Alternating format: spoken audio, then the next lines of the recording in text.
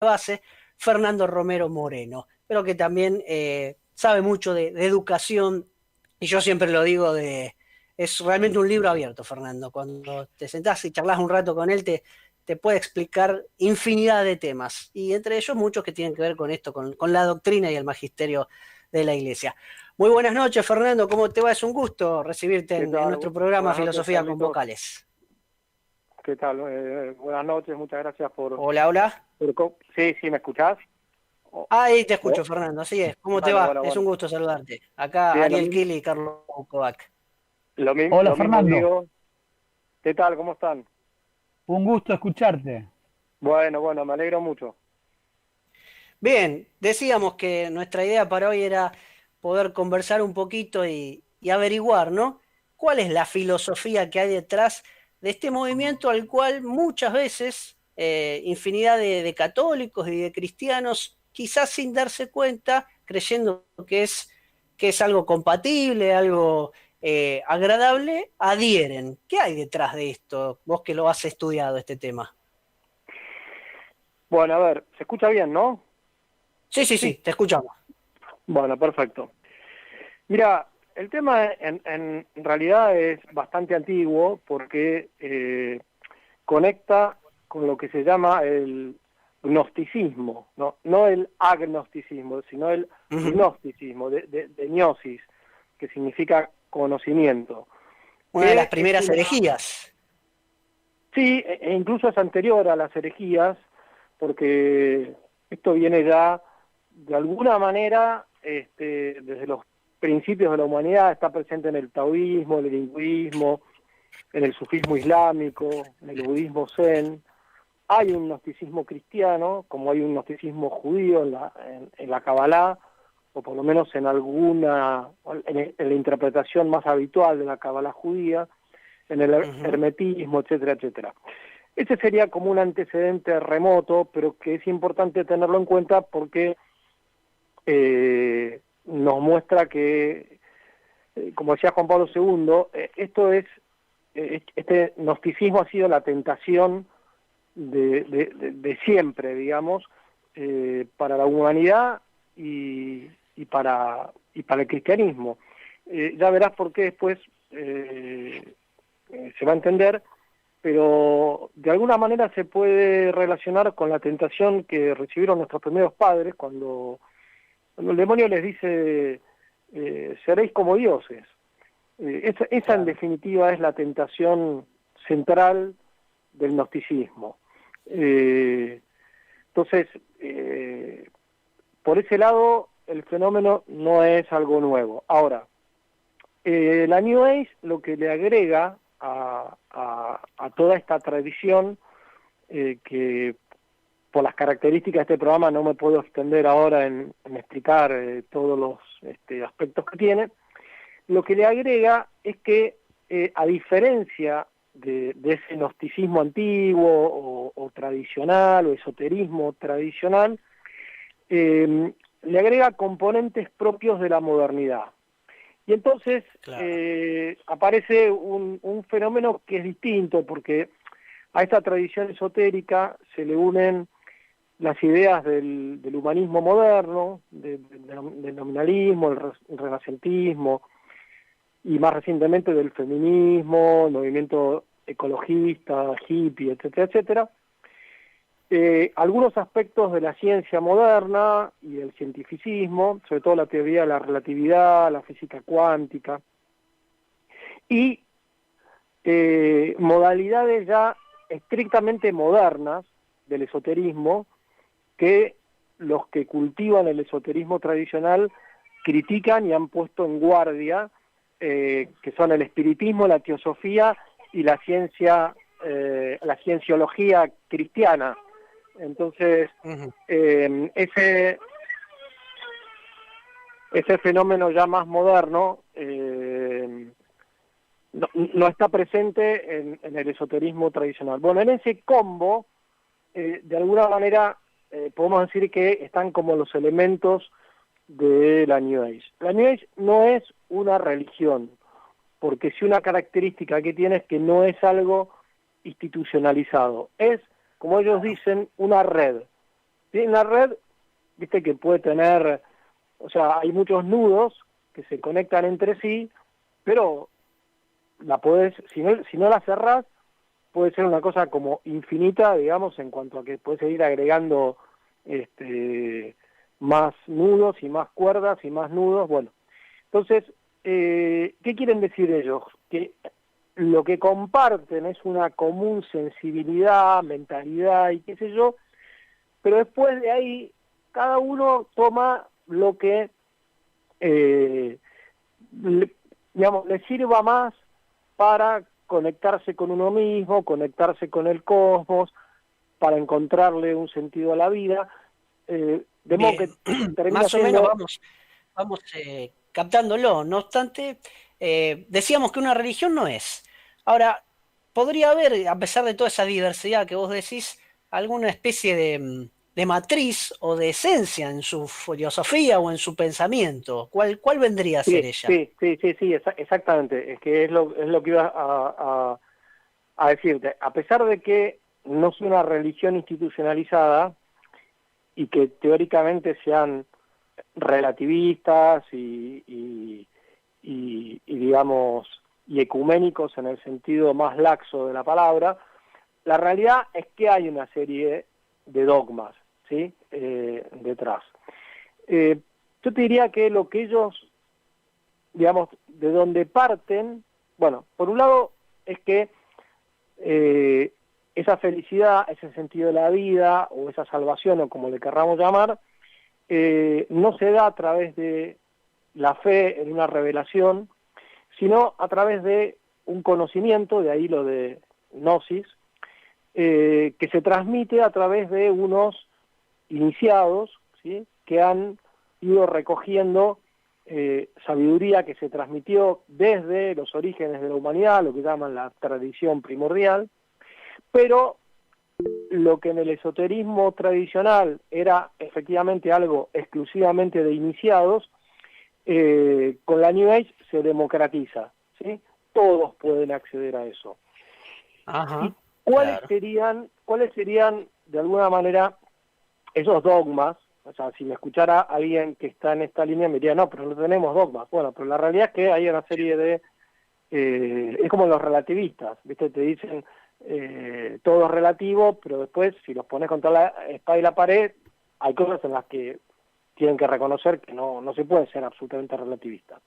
Ellos dicen que lo que nosotros llamaríamos el pecado original fue haber perdido la conciencia de nuestra propia divinidad, ¿sí?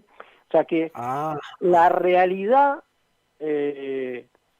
cósmica sería una especie de panteísmo, en realidad más que panteísmo, un pancosmismo, ¿sí? Es decir, hay una gran energía que de alguna manera conecta a todo el universo, a los seres vivos, con los que para nosotros no están vivos, para ellos sí. Fíjate cómo ahora se habla de que la Tierra está viva, ¿no? Cuando en realidad lo que están vivos son los seres vivos, pero los metales, las piedras preciosas, eso no son inanimados. Bueno, conectan con los planetas, por eso el tema de la astrología, también conectan con seres extraterrestres, si es que creen en eso. Por supuesto, ya te digo, cada uno arma lo que le parece, pero todo tiende a que el hombre recupere esa conciencia de que es parte de esa energía cósmica que es divina, ¿sí? A ellos le llaman a esa pérdida de la conciencia la amnesia metafísica, ¿sí? Entonces, esa totalidad a la que pertenecemos y no nos hemos dado cuenta que con lo que le ha agregado el pensamiento moderno es una realidad evolutiva, dinámica, bueno, con todas las características propias del pensamiento de la modernidad, que para un esoterista tradicionalista sería en muchos casos una herejía, por nombrarte, por ejemplo, a René Guénon o a Ébola o a Claro, Tomás sí, Wally, sí, sí. por ejemplo, ¿no? Que son autores peligrosos, para quien tiene fe católica, no es para que los lea cualquiera, pero son autores más serios. Fernando, justamente que te quería hacer una consulta. Sí. Resulta a las claras, luego de tu explicación precisa, la incompatibilidad con la fe católica, ¿no? ¿Qué pasa con estas personas, por ejemplo, que son católicos de corazón, que van a misa, que ayudan al prójimo, son buenas personas, pero que practican yoga, por ejemplo? Sí. ¿Cómo se lleva esto con la fe católica?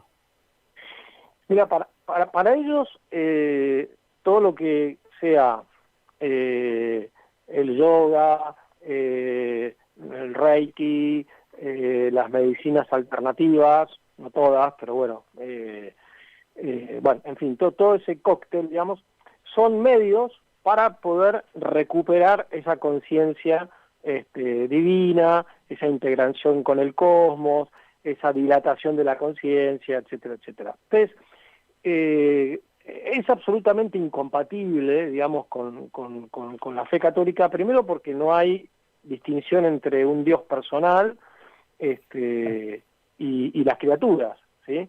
O sea, esta realidad cósmica, como ya te digo, es o un panteísmo o un pancosmismo, si es que no tiene carácter divino, que eso viene por influencia del budismo zen, pero bueno, en cualquier caso no hay distinción. Entonces, el Dios personal, el Dios de los cristianos es un Dios personal. El Dios del judaísmo ortodoxo es un Dios personal. O sea, ya desde ahí hay una contradicción absoluta, porque obviamente no hay creencia en un Dios único, menos en un Dios unitrino, menos en un Dios creador, providente, etcétera, etcétera.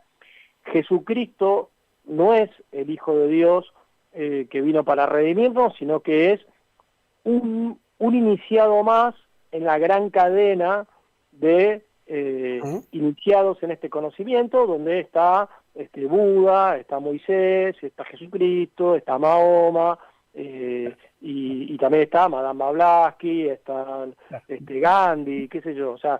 un sincretismo, claro. Efectivamente, es un sincretismo. Por eso, de algún modo, recién cuando hace instantes hablábamos de la masonería, también hacíamos esta explicación de que no dicen que Jesús sea malo, sino que era uno más.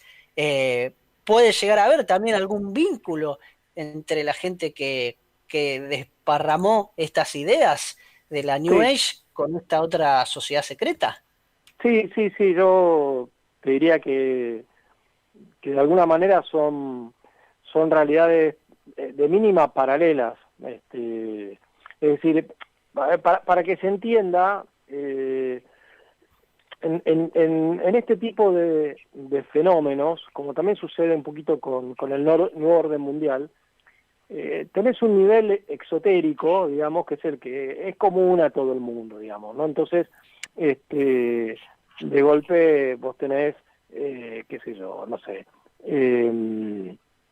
la Escuela Científica Basilio, viste que me acuerdo ahí en Rosario, cuando yo estudiaba en la Facultad de Derecho, estaba enfrente. Estaba enfrente, exacto.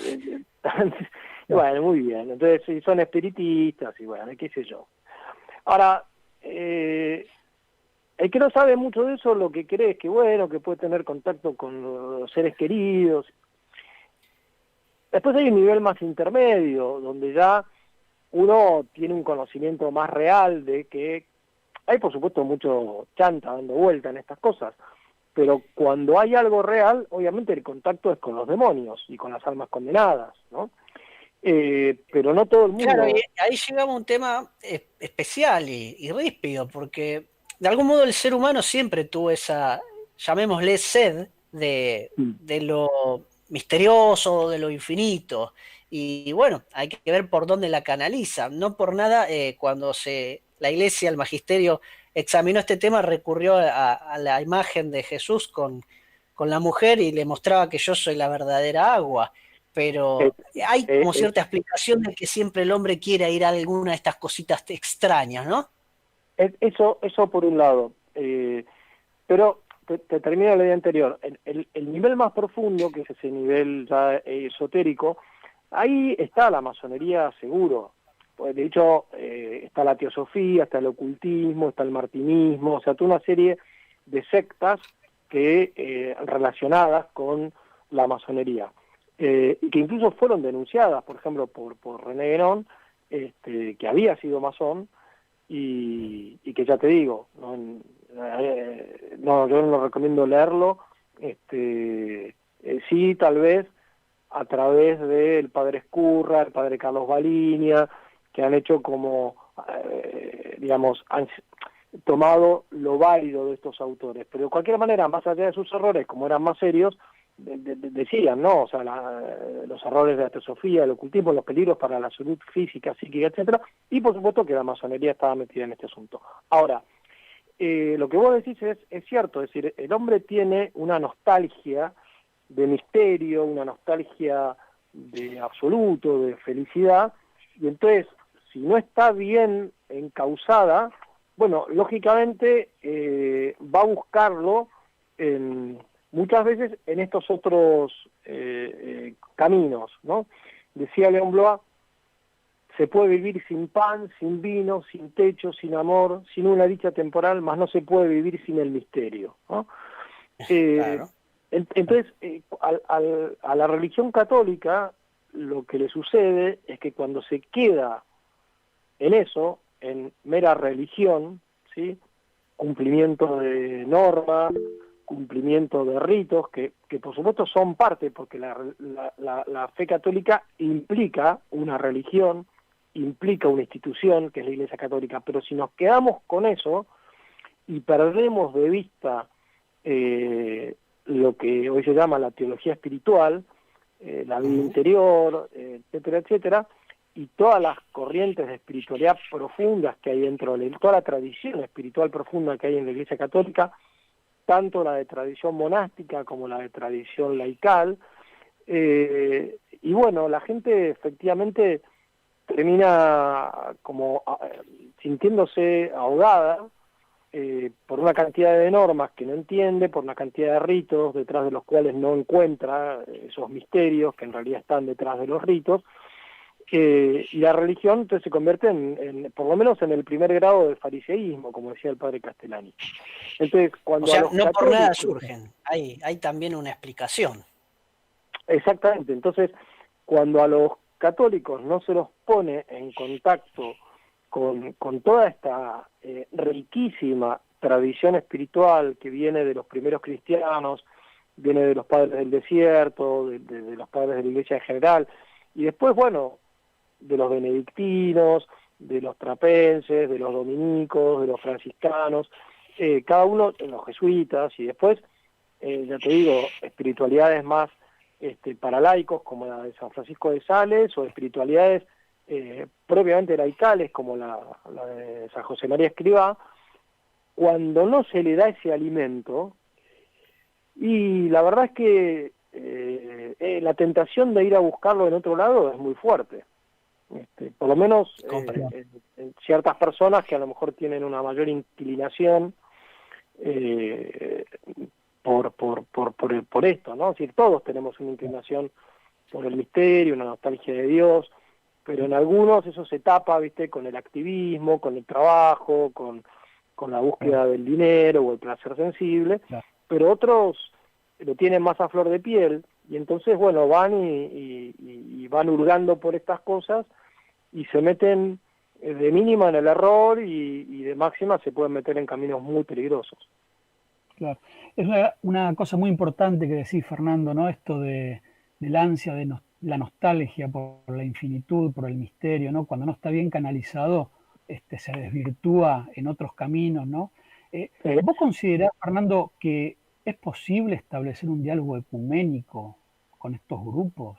¿O es algo está muy fuera de foco, digámoslo así? No se puede. A ver, una cosa es el diálogo personal, digamos, de amistad con alguien que está metido en esto. Eso se puede hacer, obviamente, con cualquier persona. Ahora, el diálogo, entre comillas, entre la Iglesia Católica formalmente constituida y personalidades que representan esto, no se puede. Es absolutamente incompatible. Fíjate que el diálogo sí institucional que existe con el protestantismo, con la ortodoxia, con el judaísmo, etcétera, etcétera, la Iglesia durante mucho tiempo fue muy prudente y se resistió justamente por el peligro de caer en el falso ecumenismo, en el relativismo, en eso a lo que tienden siempre estas cuestiones cuando tiene un carácter institucional, ¿viste? Donde tenés que terminar sacando una declaración, donde uno cede por un lado, el otro cede por el otro y termina siendo una cosa confusa. Entonces, pero de todas maneras, a cierto nivel, el ecumenismo bien entendido o el diálogo interreligioso bien entendido se puede realizar. Pero porque hay elementos en común que ameritan eso. Cosa que no sucede en el caso de la New Age en cualquiera de sus manifestaciones. Y no digamos nada con aquellas que ya lindan con el satanismo o con el luciferismo, porque eso hay que decirlo. Uno puede entrar inocentemente por el lado de alguna práctica como puede ser el hipnotismo, puede ser que te lean las cartas, las manos, o que te tiren las cartas, o en tantas cosas que andan dando vueltas, y termines, digamos, en algo que efectivamente lo que está detrás es el demonio, ¿no? Entonces, se entiende. Con esto no se juega, y con ninguna de las corrientes de las religiones tradicionales que se han orientado por este lado. Por eso te decía, el padre Membiel, de la Cábala al progresismo, dice que la Kabbalah, que sería como la corriente mística, espiritual del judaísmo, puede tener una interpretación católica, es decir, se puede llegar a descubrir ahí en medio de todo lo que está escrito, aunque inicialmente eso se transmitió por tradición oral, se puede descubrir como destellos de verdad, y de hecho muchos judíos se convirtieron al catolicismo viendo que en esa tradición, por ejemplo, había esbozos de lo que era la Santísima Trinidad. Pero la interpretación más habitual de la Kabbalah y de la que se ha hecho eco el judaísmo habitualmente es la tradición ocultista, gnóstica, masónica, en fin. Ahí el libro del padre Membiel es muy rico en ese sentido. Se entiende. Bueno, lo recomendamos también, como hicimos al principio, la recomendación de bibliografía sobre esta temática, el libro de la Cábala al progresismo del padre Membiel. Bueno, Fernando. Denso, pero bueno, que vale la pena.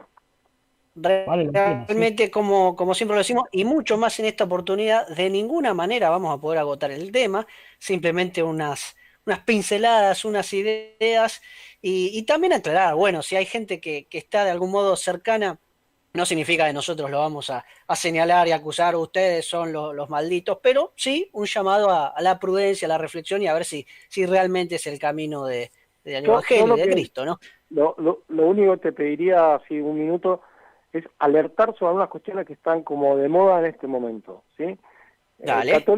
Católicos que practican el Reiki. Bueno, el Reiki es demoníaco, punto. O sea, ahora no sería largo de explicarlo, ¿sí? Pero en definitiva te estás poniendo en manos del demonio. En el caso del yoga hay quienes dicen que se puede separar, digamos, los ejercicios respiratorios, de gimnasia, etcétera, de toda la cosmovisión panteísta. Es un tema discutible. He sabido practicarlo yo cuando me dolía mucho la columna. Claro, por eso te digo, pero de todas maneras hay por ahí un video interesante de alguien que entró por ese camino y fue monje budista durante muchos años y practicaba estas cosas, y se terminó convirtiendo al catolicismo, ¿no? Y habla de los peligros de lo que es en realidad el yoga. Bueno, lo mismo, todo este tema de el juego de la copa, y estas cosas, sobre todo los adolescentes, viste, que les gusta meterse un poco por ese lado. No es la Ouija, son demoníacas.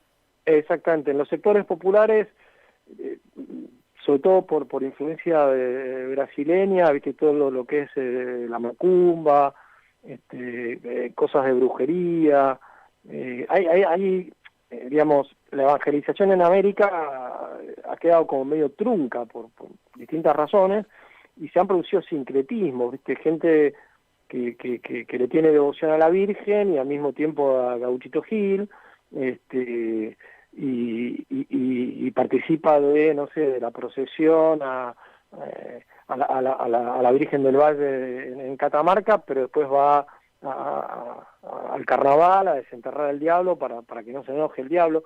A veces esas cosas, no, digamos, son meramente folclóricas, no tienen mayor trascendencia, y en otros casos son peligrosas. La famosa Salamanca en Santiago del Estero es un fenómeno realmente con el que hay que andar, digamos, yo no me metería en el monte a hacer un pacto con el demonio, digamos, ¿no? Pero bueno, hay mucha ignorancia sobre estos temas, y bueno, entonces depende de los niveles sociales, a algunos les da, viste, ahora no, pues, ya te voy a parecer medio viejo, pero en los 90 me acuerdo, Nacha Guevara, viste, era la que, una de las que hablaba de esto, y eso llegaba a los sectores medios ilustrados y qué sé yo. Y en cambio en los sectores más populares, bueno, todas estas supersticiones, digamos, pero la realidad es que abarca a todos los sectores sociales. No digamos nada la cantidad de políticos que tienen adivinos, viste, o que van. Hace poco el presidente también dijo que le habían tirado las cartas. Bueno, en fin. Sí. Bueno, la verdad que ha sido más que claro. Sí. Seguramente da para profundizarlo y para charlarlo y reflexionarlo largos minutos y por qué no horas, pero bueno, como siempre lo decimos, aquí reina el tiránico doctor Cronos. Pero bueno, muy contentos realmente, Fernando, por cómo nos has desasnado en esta cuestión que tiene sus recovecos para tener en cuenta y para llamar la atención, ¿no? Además, sí. Fernando es un amigo del Instituto José Manuel Estrada, ¿no? Siempre está disponible cuando le pedimos una charlita. El año pasado recuerdo sobre el sano nacionalismo, librito que yo tengo, un libro cortito, preciso y sereno, ¿no? Sobre el sano nacionalismo, el sano amor a la patria, las desviaciones que muchas veces se pueden tener frente a eso. Así que realmente un gusto haberte escuchado, Fernando. Recuerdo mi primer contacto con vos fue cantando con los Arrieros en la Mutual de Ayuda Cristiana Familiar allá por los 90, me acuerdo, con tus compañeros, y esa fue el primer registro que yo tengo tuyo, que me encantó, me acuerdo cómo cantaste, cómo cantaron, y me compré el CD, todavía no tengo guardado. Nosotros el grupo no lo disolvimos, o sea, lo dejamos en stand-by hace 10 años, pero por ejemplo este año nos juntamos para hacerle un homenaje al Gordo Sarabia cuando murió, en Rosario el 30 de enero, y la verdad que estuvo muy, muy lindo ahí en el aserradero, y bueno, y después se nos murió Walter Grisolía, que era está bien, que Dios lo tenga en su gloria. Gran amigo, sí. Así que bueno, ya se acabará esta maldita pandemia y estaremos organizando un fogón con los arrieros aquí en Rosario, Fernando. Bueno, te mandamos un gran abrazo y muchísimas gracias por tu palabra. Estamos viéndonos. Muchas gracias, Fernando. Será hasta cuándo. Gracias por todo. Bueno, Ariel, como siempre, igual